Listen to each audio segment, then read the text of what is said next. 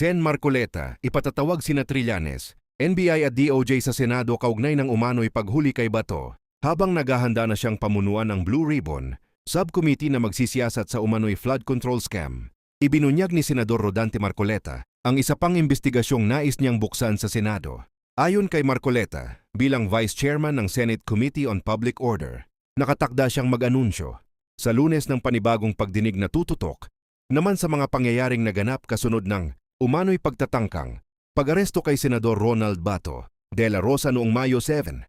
Sa panayam sa programang Saganang Mamamayan ng Net25, sinabi ni Marcoleta na nais niyang humarap sa Senado ang mga opisyal ng National Bureau of Investigation, NBI, Department of Justice, DOJ, at maging si dating Senador Antonio Trillanes IV. Ako Vice Chairman din ako ng Committee on Public Order.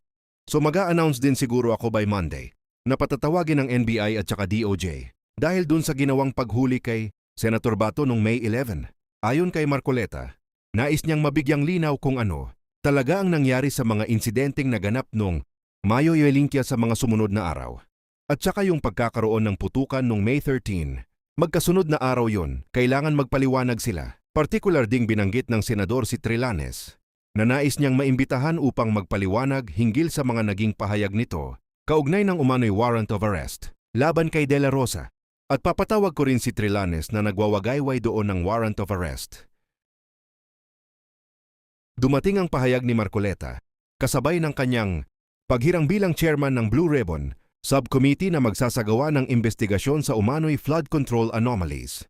Ngunit bukod sa usaping flood control, malinaw na nais din niyang mabusisi ang mga kontrobersyang lumitaw kaugnay ng umano'y operasyon laban kay De La Rosa at iba pang kaganapang nagdulot ng matinding tensyon sa politika nitong mga nakaraang linggo. Sa ngayon, wala pang opisyal na pahayag mula kina Trillanes, NBI at DOJ kaugnay ng planong pagpapatawag sa kanila.